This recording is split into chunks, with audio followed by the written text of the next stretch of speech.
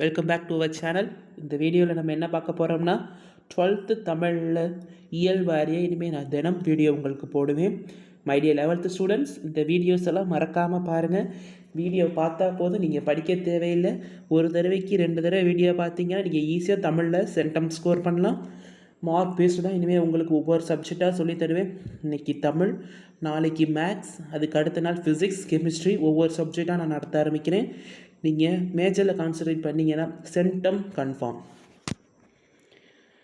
வாங்க இப்போ நம்ம வீடியோக்குள்ளே போயிடலாம். ஃபஸ்ட்டு 1 மார்க்ஸ் உரைநடைக்கான 1 மார்க்ஸ் நீங்கள் பார்த்துக்கோங்க. இப்போ குருவினாக்குள்ளே போகலாம். தமிழர் வளர்த்த அழகு கலைகள் நூல் குறிப்பெழுத சொல்லியிருக்காங்க. கவின்கலைகள் குறித்து தமிழில் வெளிவந்த முதல் நூலுங்கிறாங்க இது. அடுத்து இது தமிழரோட கலைத்திறனை எடுத்துரைக்குது. தமிழக அரசோட முதல் பரிசையும் பெற்றிருக்கு. அடுத்து யார் யாரை பற்றி, இந்த க்ளூவை ஞாபகம் வச்சுக்கோங்க. யார் யாரை பற்றியா? பாவேந்தர் பாரதிதாசன் மயிலை சீனி வெங்கடசாமியை பற்றி தமிழ் பணியை தன் உயிர் பணியாக கொண்டோன் என்று கூறினார். கொஷினை வச்சு எழுதலாம். உயிர் பணியாக கொண்டோன் யார் யாரை பற்றி எதற்காக கூறியது, கொஷினை வச்சு எழுதலாம். விடியல் வனப்பு தொடரமைக்க. விடியல்னா அதிகாலை, வனப்புனா அழகு. தொடர் இவ்வளோ பேர் எழுதினாலும் விடியல் பொழுது வனப்பு மிக்கது எழுதினா போதும்.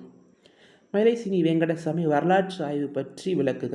மயிலை சீனி வெங்கடசாமியின் வரலாற்று ஆய்வுகள் 3ஆம் நூற்றாண்டிலிருந்து 9ஆம் நூற்றாண்டுக்கு இடைப்பட்ட காலத்தில் ஆட்சி புரிந்த மன்னர்களை பற்றிய ஆய்வு ஈடுபட்டிருக்காரு.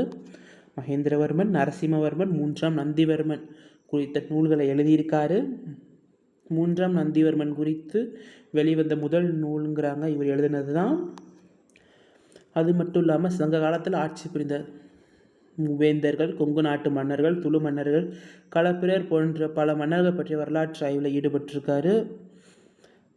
இவர் அந்த காலத்தில் இருந்த அரசியல், பண்பாடு, கலை வரலாற்றுகளை அதில் பதிவு செஞ்சுருக்காருன்னு சொல்கிறாங்க. களப்பிரர் ஆட்சி தமிழகம் எப்படி இருந்ததுன்னு நூல் எழுதியிருக்காரு. அடுத்து நெடுவினா, இது முக்கியமான நெடுவினா. மயிலை சீனி வெங்கடசாமி ஒரு ஆராய்ச்சி பேரறிஞர் என்பதை சான்றுடன் நிறுவுக. சிம்பிளாக சொல்லித்தரேன். குறிப்பு சட்டகம், முன்னுரை முடிவுரை எழுதியாகணும். ஒரு 4லேருந்து 6 கண்டென்ட் உங்களுக்கு உள்ளுக்குள்ளே சப்ஹெட்டிங்ஸ் கொடுத்துருக்கணும். நீங்கள் ஈஸியாக 6 மார்க்ஸ் கொடுப்பாங்க. முன்னுரை பார்த்தீங்கன்னா இவ்வளோ பெருசு நீங்கள் படித்து எழுத முடியலனாலும் புரிகிற மாதிரி சிம்பிளாக டல் கூட எழுதுகிற மாதிரி சொல்லித்தரேன். மயிலை சீனி வெங்கடசாமி ஒரு ஆராய்ச்சி பேரறிஞர் என்பதை கட்டுரை வழி காண்போம். கொஷினே எழுதி நீங்கள் என்ன பண்ணி கட்டுரை வழி காண்போம் எழுதுனா முன்னுரை, அவ்வளோதான். அதே முடிவுரைக்கு மயிலை சீனி வெங்கடசாமி ஒரு ஆராய்ச்சி பேரறிஞர் என்பதை இக்கட்டுரை வழி கண்டோம், அவ்வளோதான் முடிவுரை. அடுத்து தொடக்க கால ஆய்வுகள். தொடக்க கால ஆய்வுகளாக கிறிஸ்துவமும் தமிழும், பௌத்தமும் தமிழும், சமணமும் தமிழும் போன்ற நூல்களை இயற்றியிருக்கிறார். First point. தமிழ் எழுத்தியல் வளர்ச்சியை நன்கு உணர்ந்தவர். Second point. தேர்ட் பாயிண்ட் என்ன? வட்டெழுத்து, கோலெழுத்து, தமிழ் பிராமி இதில் புலமை பெற்றிருந்ததுனால எளிதாக சாசனங்களை வாசிக்க முடிஞ்சிருக்கு அவரால். இது தேர்ட் பாயிண்ட். போதும். அடுத்து வரலாற்று ஆய்வுகள். நம்ம சிறுவினால படித்தோம் பார்த்தீங்களா, அதே பாயிண்ட்ஸை நீங்கள் எழுதலாம். அடுத்தது கலையியல் ஆய்வுகள்.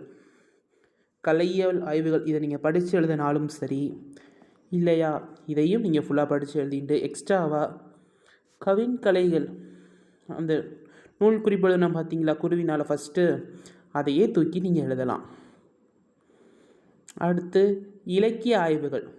சங்க காலத்து இலக்கியம், கல்வெட்டுகள் பற்றி ஆய்வுகளை செஞ்சுருக்காரு. தமிழ்நாடு வரலாறுங்கிற நூலில் எழுதியிருக்காரு. அந்த நூல் தான் நம்ம நாட்டை பல கோணங்கள் எடுத்துரைக்கும் முயற்சியும் செஞ்சுருக்காரு. அதன் மூலியமாக துளு மொழியும் தமிழ் மொழியும் ஒப்பிட்டு ஆராய்ச்சி செஞ்சுருக்காரு. மறைந்து போன தமிழ் நூல்கள்ங்கிற அவரோட மயிலை சீனி வெங்கடசாமி ஒரு ஆவணத்தில் ஒன்று. முடிவுரை கொஷினை நான் சொன்ன மாதிரி எழுதலாம்.